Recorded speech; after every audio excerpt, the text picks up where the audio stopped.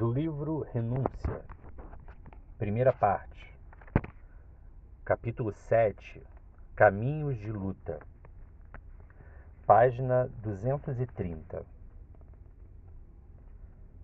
Reconhecendo-lhe a necessidade de raciocinar, o tio fizera longa pausa, voltando a insistir. Espero, pois, medites o assunto e nos proporciones a certeza da breve restauração do lar, para que Nova Irlanda se enriqueça mais tarde com a tua descendência. Forçado a tomar atitude decisiva na resposta ao velho amigo, mas querendo adiar um compromisso formal, o rapaz obtemperou sensatamente. Por enquanto, creio que me não devo pronunciar em definitivo, reservando qualquer decisão para depois da visita que tenciono fazer ao túmulo de Madalena, em Paris.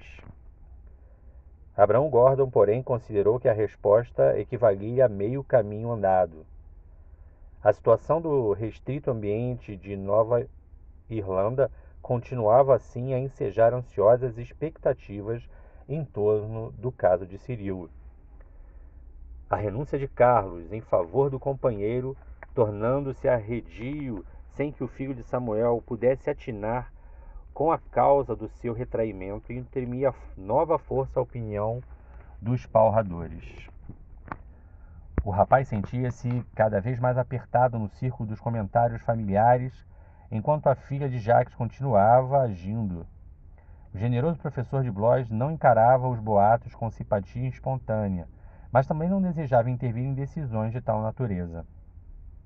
Não só porque poderia parecer egoísta ao sobrinho, como ingrato e insensível à filha, que já lhe havia confiado seus votos mais íntimos por ocasião do casamento de Madalena. Tão logo marcou a viagem para a França, com o fito de visitar o sepulcro da esposa, Cirilo notou que Susana desejava a mesma coisa. A jovem temia intimamente que o primo pudesse encontrar algum fio da sombria teia e dispunha-se a segui-lo em jornada tão penosa com a intenção de vigiar-lhe os passos. Em face das objeções familiares, alegou que precisava de material escolar para imprimir novo impulso aos seus trabalhos educativos. A fim de não agravar a preocupação dos parentes, deliberou levar Doroteia, uma das pequenas irmãs de Cirilo. Declarava-se desejosa de visitar igualmente a sepultura inesquecível e aproveitar o ensejo para rever antigas relações em Paris. E não houve como dissuadi-la. Após mais de 2 anos de ausência, o marido de Madalena regressava à França assomado de amaríssimas recordações. Não estava propriamente alquebrado, pois o trabalho contínuo no campo dotara-o de singular robustez.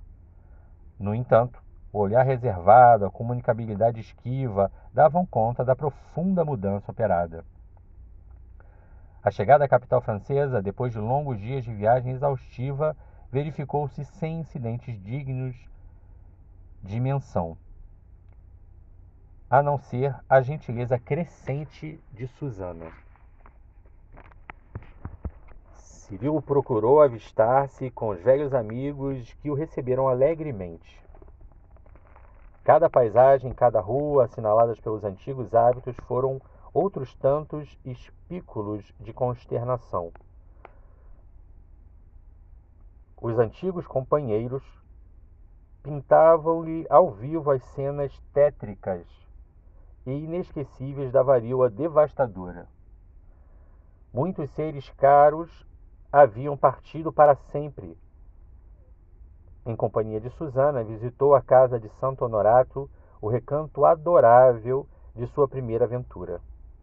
Os novos locatários simpatizaram com ele e o convidaram a rever o interior da antiga morada em atenção aos ascendentes da visita.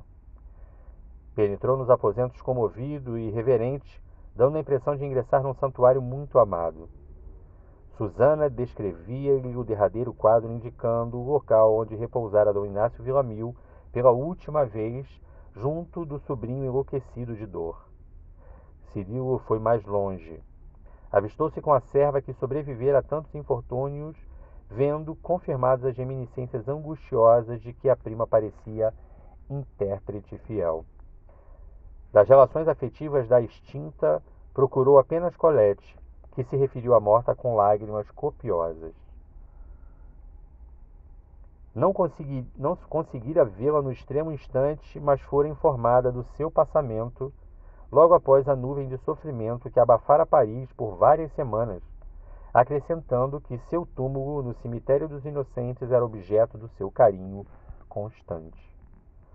Onde, porém, as impressões de Cirilo se tornaram mais dolorosas foi justamente na silenciosa mansão dos mortos, quando lá chegou ao entardecer em companhia da prima e da irmãzinha. Aproximou-se das duas campas com respeito infinito e ajoelhou-se junto à lousa que tinha o nome de Madalena. Reparou no róseo coração de mármore, atravessado por um punhal símbolo profundo que devia à lembrança do tio Jacques, e esmagado pela saudade, soluçou longamente. A presença da prima não lhe impediu o pranto copioso. Mergulhado em preces, não reparou que Susana retirava da bolsa um papelinho. A jovem parecia reler velhas palavras, tocada igualmente por vibrações de indizível tristeza. Tratava-se da carta que a filha de Dom Inácio lhe escrevera para a Irlanda. Depois, ela aproximou-se de leve e entregou a carta ao primo, dizendo: "Veja, é da nossa querida morta." Ele mergulhou os olhos sôfregos no documento. Entre muitas outras advertências afetuosas, lá estavam as recomendações de Madalena: "Não deixes de amparar.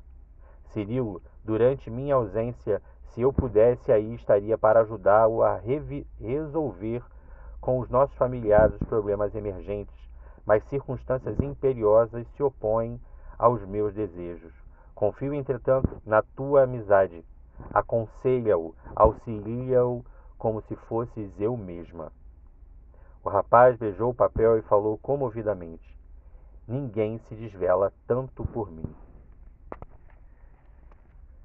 Deixemos agora o filho de Samuel Davenport entregue à sua luta espiritual e voltemos à modesta chácara de Ávila, onde passaremos a examinar um novo acontecimento.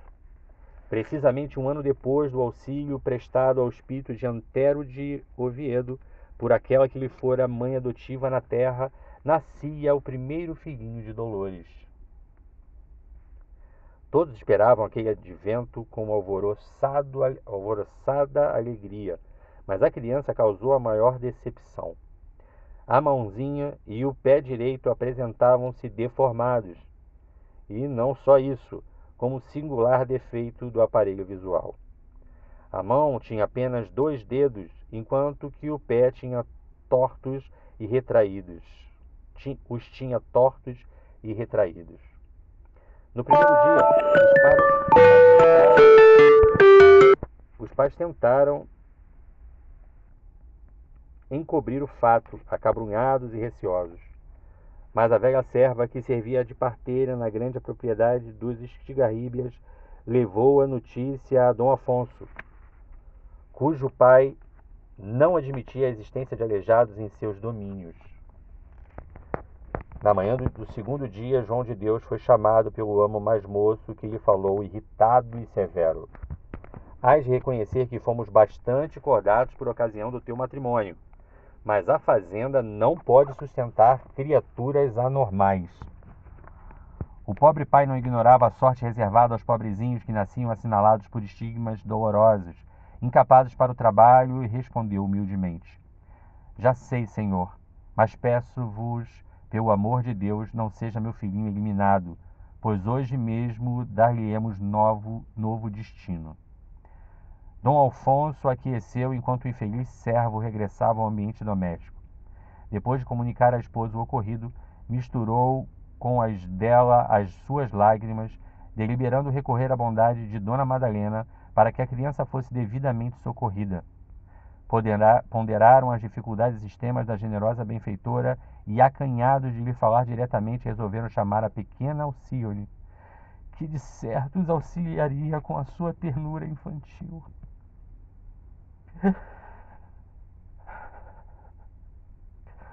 Atendendo ao chamado, a graciosa menina aproximou-se curiosa do berço improvisado.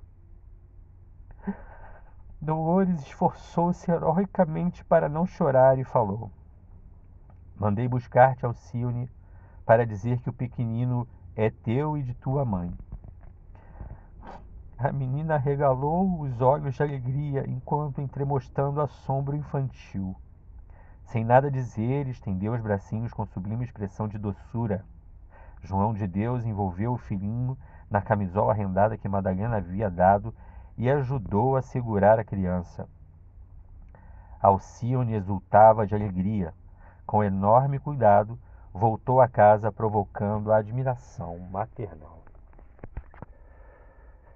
A esposa de Cirilo surpreendeu-se, transbordando de júbilo. Alcione mostrou a criancinha murmurando: Julgo que a cegonha deixou cair o pequeno em lugar errado. Deus não o mandou para Dolores porque ela me disse que o bebê é meu e da senhora. Não é possível, afirmou Madalena curiosa. A filha fez um gesto de quem não desejava qualquer modificação na providência e sentenciou: Ah, mamãe, não fale assim. E como que buscando uma defesa prévia, aproximou-se mais da mãezinha e continuou a dizer, com graciosa expressão: Se a senhora o deixar comigo, nunca mais pedirei brinquedos.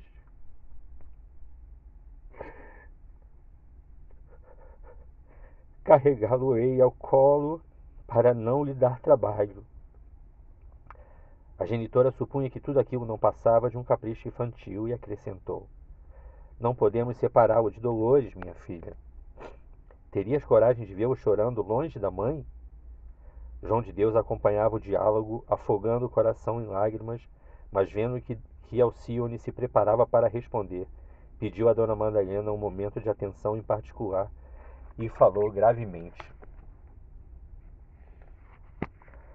Minha senhora, conhecemos as vossas dificuldades. Entretanto, não temos outra fonte de caridade a que possamos recorrer. Ignoras, talvez, que aleijados ou cegos de nascença dos escravos de algumas fazendas coloniais são eliminados ao nascer. Os estigarríbias adotam esse regime. É verdade que Dolores não tem o estigma do cativeiro, mas tenho eu, infelizmente, na qualidade de pai. Hoje de manhã Dom Afonso me chamou para tratar do caso e acabou por intimar-me a consumir com o desgraçadinho. Mas isso é uma imposição criminosa, atalhou a filha de Dom Inácio. Ainda assim é tradicional na colônia, onde os brancos têm filhos, mas os pretos só têm crias. Seria talvez interessante reclamar e defender meus direitos, mas sei que nada adiantaria, ou antes que me valeria o ser reconduzido a ferros para os duros trabalhos da minha primeira mocidade. Compreendo. Lembramo-nos, então, Dolores e eu, de solicitar-vos esse sacrifício. Por quem sois, ajudai-nos a salvar o pequenino. Madalena considerou os apuros em que se via para manter o exíguo lar, mas profundamente comovida não hesitou um minuto e respondeu: Não julguei que se tratasse de problema tão grave, mas já que é assim, vocês devem contar conosco. Seu filhinho será também meu. Dolores virá amamentá-lo em minha companhia e por tudo mais fiquem descansados, porque o Petit será o irmão mais moço de Alcione. Será vosso servo, murmurou o semi-liberto, enxugando uma lágrima. Será meu filho, emendou a filha de Dom Inácio, voltando incontinente à sala, onde a criança choramingava nos braços carinhosos da filha. Tomou-a e conchegou-a ao coração. Não saberia jamais definir as doces comoções que se lhe apossaram da alma generosa. Acariciou a mãozinha defeituosa, beijou-a com ternura. O recém-nascido aquietou-se brandamente, e enquanto João de Deus se despedia para atender ao labor diuturno, a esposa enfermiça de Cirilo Davenport mergulhava num abismo de profundas interrogações. Por que mistério o filhinho de Dolores ia reclamar seus carinhos maternais? Contemplou detidamente os traços grosseiros aliados aos defeitos físicos que lhe haviam assinado tão doloroso destino. Mergulhada num mar de cismas atrozes, rogou a Deus lhe concedesse forças para desempenhar a tarefa maternal até o fim. Não ignorava a extensão dos sacrifícios que a decisão lhe impunha nas lides diárias. No entanto, a criança, reclinada ao seio, parecia falar-lhe intimamente de um infinito reconhecimento. Não podia contar com as próprias forças, mas habituara-se a confiar na misericórdia de Deus. À noite, como de costume, Padre Damiano apareceu para o serão habitual.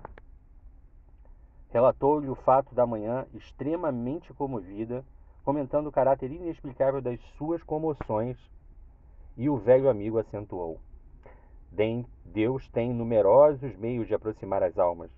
Quem poderá saber de onde vem essa pobre criança tão penosamente assinalada do berço? Estejamos preparados para cumprir os celestiais desígnios e agradeçamos sinceramente a emotividade maternal que bafejou seu coração. Mal acabava de o dizer, Alcione entrou na sala com a criança ao colo. Depois de saudar afetuosamente o sacerdote, apresentou-lhe o seu bebê, com requintes de zelo. Esse menino, Padre Damiano, foi a cegonha quem trouxe do céu para a mamãe e para mim. Veja como é bonito. O eclesiástico tomou o petis cuidadosamente enquanto a menina o ajudava a segurá-lo convenientemente nos braços, murmurando: Sem dúvida, é um belo rapaz que Deus nos mandou. Em seguida, fixou nela os olhos e interrogou após uma pausa: Como se chama? Alcione lembrou a história que mais admirava entre as que a mãe costumava respigar das obras irlandesas que o marido lhe deixara e, voltando-se para a genitora, como a pedir-lhe aprovação, respondeu: É Rob, um lindo nome das terras de teu pai, disse o religioso, revelando interesse. E por que o escolheste? O senhor não sabe a história? Não, conta-a lá. A pequena Alcione assumiu encantadora atitude por coordenar detalhes da mente infantil e explicou. Rob era um menino que a cegonha esqueceu numa rua, quando todos dormiam. Mas depois foi achado por uma senhora de bons sentimentos, que o criou para as coisas de Deus. Muita gente o julgava insuportável, porque era muito feio, mas era tão generoso e tão humilde que recebeu de Jesus uma grande missão. Lembrastes muito bem, Alcione, e estou certo de que o Salvador há de amparar esse nosso Rob. O sacerdote examinava a criança com atenção. Depois lhe observara os defeitos dos olhos, examinou o pé e a mãozinha mirrados. Parece doentinho, acrescentou um tanto impressionado. Acredito que não poderá trabalhar muito bem quando ficar homem. Alcione havia-se assentado em atitude expectante e, ouvindo a alusão do velho clérigo, acrescentou solícita: Mamãe já falou isso, mas o senhor não acha que Rob poderá aprender música? Damiano compreendeu o alcance da infantil lembrança e opinou satisfeito: Muito bem lembrado. Estudará em nossas aulas e, quando crescer, dar-lhe-emos um violino de Cremona. A menina bateu palmas de contentamento, como se houvera resolvido o problema de alta relevância, e, aproximando-se do sacerdote, retomou o petis com infinitos cuidados, enquanto a mãe lhe acompanhava os movimentos com um olhar de ternura indefinível. Assim regressava Antero de Oviedo ao cenáculo do mundo para as tarefas laboriosas da redenção. Fim da primeira parte.